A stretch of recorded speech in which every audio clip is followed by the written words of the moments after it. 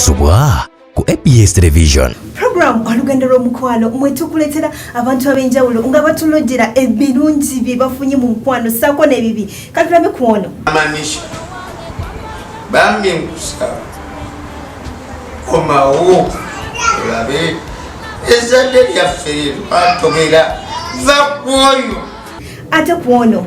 Eyasooka yanjagala nnyo. Omanyi bagamba omulungi tabulwako ki? Akamogo ke kaliwa. Akamogo ke kali wano ng'ebbuba pitirivu. Ebyo by'omukwano gwange ndaba gwe obitambuza otya. Ekintu ky'omukwano kino okitambuza otya mu programu yo olugendo lw'omukwano buli Lwakutaano n'Olwomukaaga ssaawa zibanya ez'ekiro nange omuweerezaawo Nambiru Stella nga tulaba abantu ab'enjawulo omukwano gubayisiza gutya. Tosubwa mukwano gwange.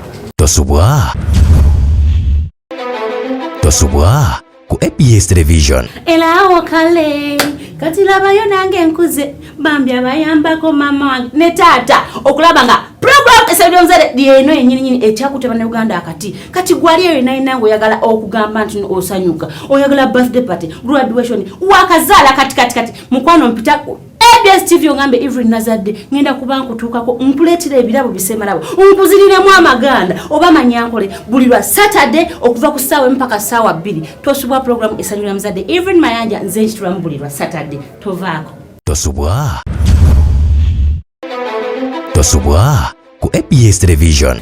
Program wasituka ku ABS Television ne mwana mulenzi Jack Steer eyasituka teryansobola kubona abajjamba wangula janku ABS Television wewandise mu program wasituka ngoli mwana mulenzi ngogamba wasituka ine ebintu wosobola okwongulira emitwalo giba 5 gituga buli nkomekero y'omwezi. Program wasituka ebeerawo buli Lwakubiri ssaawa 5 n'ekitundu.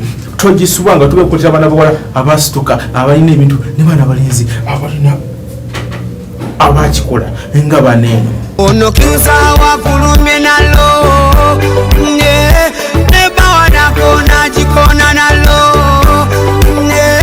it's been a long time togisobola sikula bako ne waka kweto chachamawo lete sanje waka chochusanyama olimwe chama katonda nsasira. Tosubwa